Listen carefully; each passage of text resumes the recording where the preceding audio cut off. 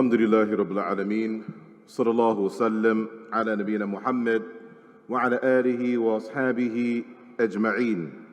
Amma ba'd. This evening that we ask Allah subhanahu wa ta'ala, the glorious and the exalted, make blessed for us, we greet you all to the greeting of Islam, and we say to you all, Assalamu alaikum wa rahmatullahi wa barakatuh.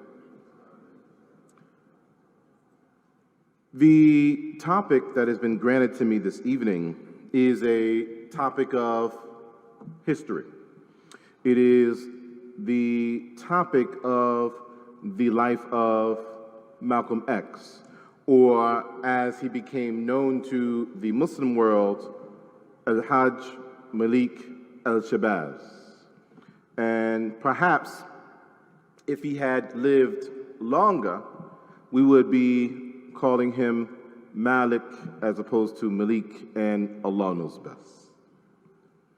Before we enter into our focus in these brief moments that we have with you this evening, we wanted to pose a question to you all. And this question is not a rhetorical one. That question is, why study history? What do you think? I know I'm here. I know I'm supposed to be doing all the talking, but you're here too. So we're going to do this together a little bit. Why study history? To teach. It repeats itself. Oh, you're stealing my thunder. That was one of my points. Go ahead.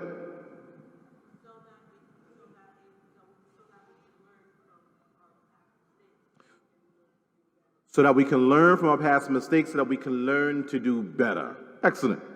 Do we have another?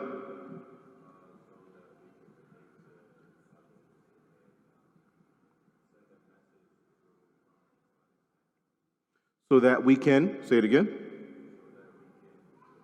so that we can relate to others and send a message through an Islamic standpoint. Okay.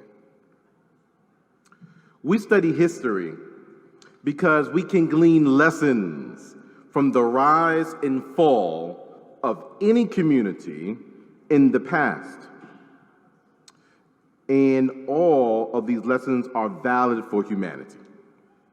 We study history because we are instructed as Muslims to look at the moral, spiritual aspects of a nation's history, as is the case throughout the Quran.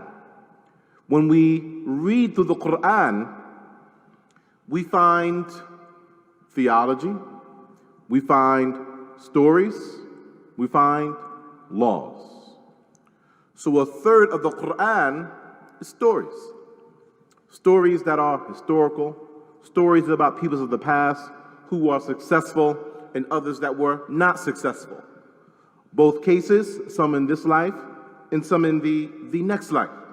We learn history because from the best of ways to teach and caution is through the stories of history. We learn history because the history of all of humanity is in fact relevant. We learn history because, as our sister stated, history repeats itself. This is true insofar as all the struggles of good and evil are bound by the universal laws of Allah that He has established. Now, the point of this talk is to formulate Malcolm's entrance into Orthodox Islam, just so that we have a time frame in our minds of what we're speaking about. He is born on May 19th, 1925. He passes February 21st, 1965. And February 21st just passed ever so recently, about a week ago. So he passes at 39 years of age, just some months before he turns 40 years of age. So why this particular focus on his entrance into the orthodoxy of our faith? Well, many understand his transition into Orthodox Islam to have been an organic outgrowth of his pilgrimage to Mecca, of Hajj. That's the narrative that many of us are familiar with. This is not entirely true, though. Many also understand that the Black American Muslim experience, that it is one of transitional phases from the Nation of Islam or from the Moorish Science Temple of America, and then a mass conversion by way of or through Warith Muhammad, and then afterward a coming closer to the Sunnah and the orthodoxy of the faith. This is the narrative that many know about Black American Muslims in this country. That is also not entirely true. We give you this example. On October 14th, 1886, there is a pioneering Sunni Muslim disciple of knowledge, talib ilm, organizer and teacher by the name of Professor Muhammad Izzuddin. And his birth name is James Lomax Bey. We're going to tie this in. He's born in 1886. He embraces Islam at a young age. He travels to Turkey and Egypt in 1930 for 6 years to seek knowledge of Islam. And he comes back and establishes one of the first Muslim communities that we have in America post-slavery. We offer this because, and he's not alone, there are others. We share his story for the sake of brevity. We say this because many people believe the first exposure that Black American Muslims had to Orthodox Islam was the Nation of Islam, which is unorthodox, and then later on, where Black American Muslims are getting it later. There's actually two tracks going on at the same time of Orthodox Islam and an unorthodox form of Islam throughout American history over the course of the past 100 years. And they don't necessarily cross over one to the other. It just so happens that Malcolm X, Al-Hajj Malik Shabazz, came through the track that was of the Orthodox into the Orthodox by way of the Nation of Islam. And just in case you want to research this, the organization, the masjid, the community that was established by Professor Muhammad Izzuddin, it is called Adin-ullah, as they entitled it at the time. Din-Allahi Universal Arabic Association, or as he states it, Adin-Allahi Universal Arabic Association. We return back to the story of Malcolm X. Something else that may not be known about him is that he was actually raised as a Garveyite.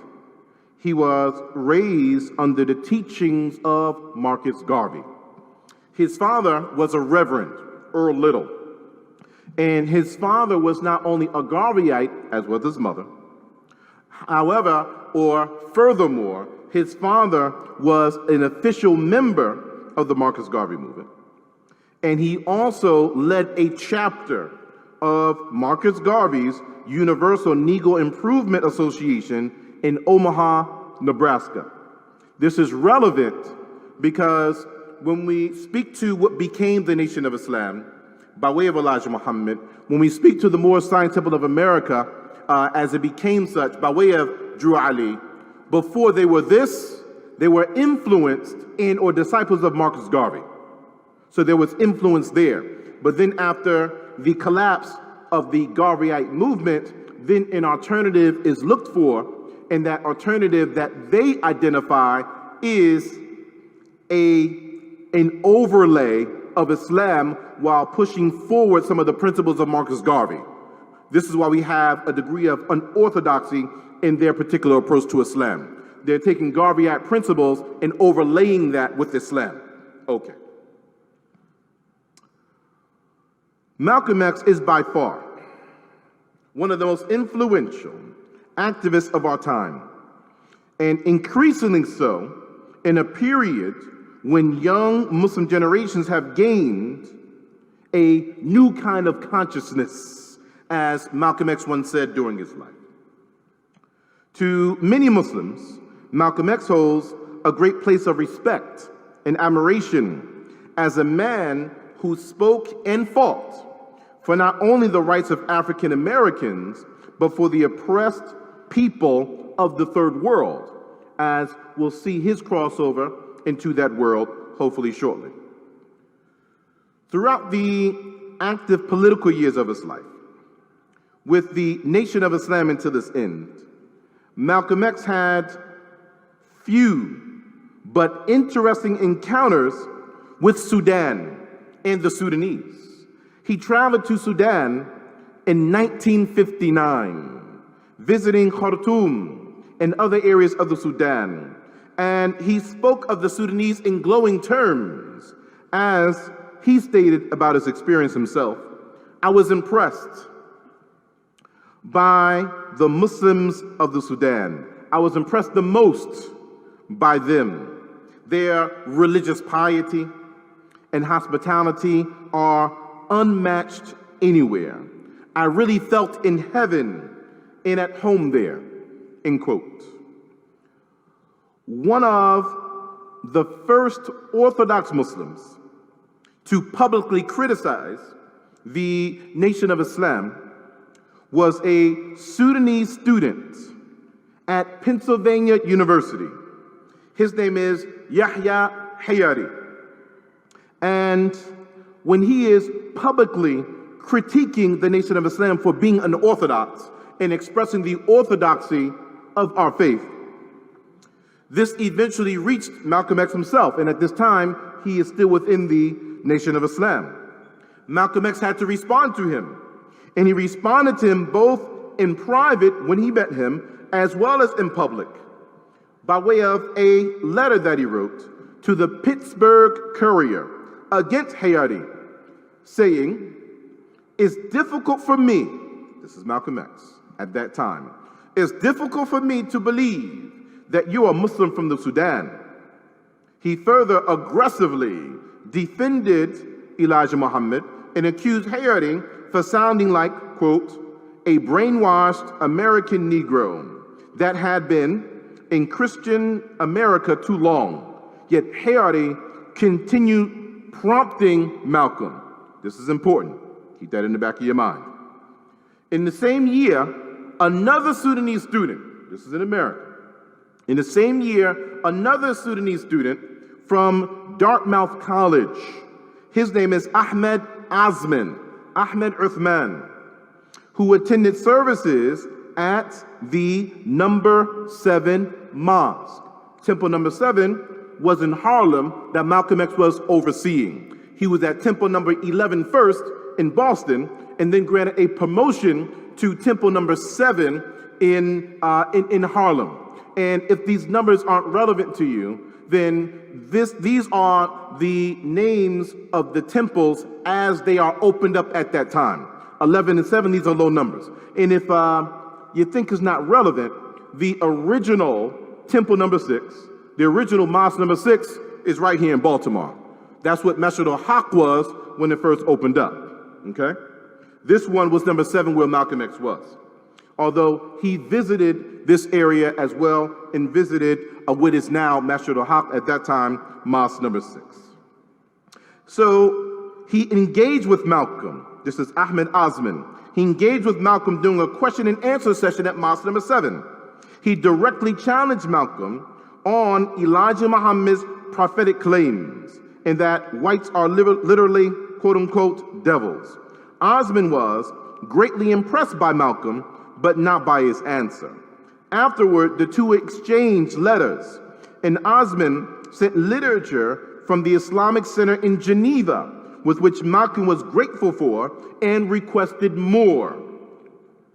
Despite Osman's insistence for Malcolm to join True Islam, he was unprepared at that time. These engagements between Yahya and Ahmed and Malcom must have laid the tracks for Malcolm's search into Orthodox Islam. They raised the questions in him, and he began to doubt what he was in the Nation of Islam, as he would later incorporate their discourses against the Nation of Islam when he comes into the orthodoxy of the faith.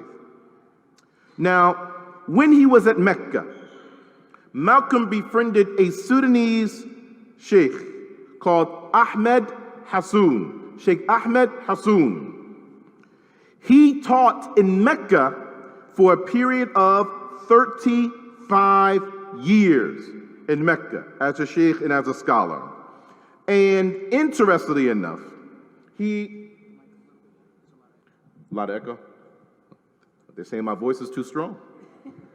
Okay, we'll move it back.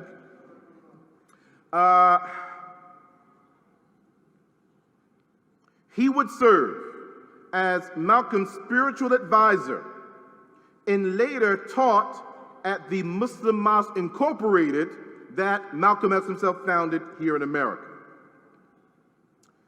The Muslim Mosque Incorporated, this is the mosque, the masjid that was created by Malcom 4 days after his departure from the Nation of Islam in 1964. Remember, we stated that he passes in 1965. It was Sheikh Ahmed Hassoun who prepared Malcolm's body for burial at the Faith Temple Church of God in West Harlem, where he lay in state and oversaw his burial. Interestingly enough, his body had to be prepared and washed in the Temple Church of God in West Harlem at a church because the Orthodox Muslims of the day would not receive him and accept him for his funeral at that time. Okay. In 1959, Elijah Muhammad sends him out as an emissary as we come closer to a close. He sends him as an emissary in the spring and the summer of 1959. Where does he send him? He sends him out to the Muslim world so that the Nation of Islam can build relationships with the broader Muslim world.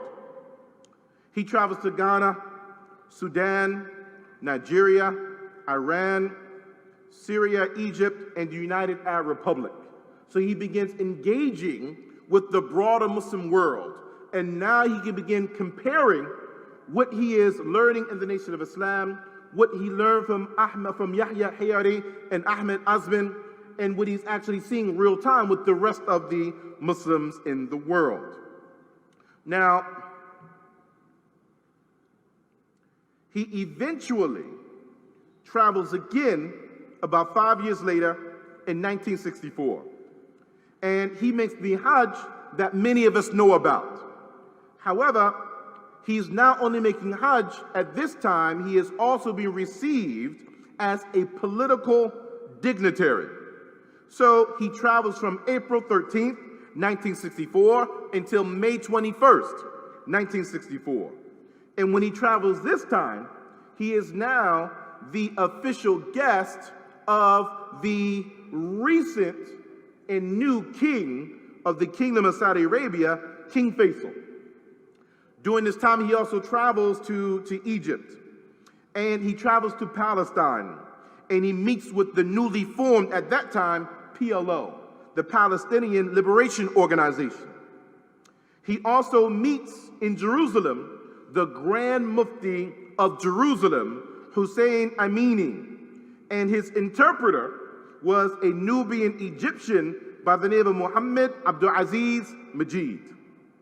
He also travels to the Beirut, to Lebanon, and there he meets Dr. Malik Bedri, who was a Sudanese professor of psychology. So he's getting all of this exposure at this time. And he meets with him twice. He met with him in his first travel in 1959, and he meets with him again now in 1964.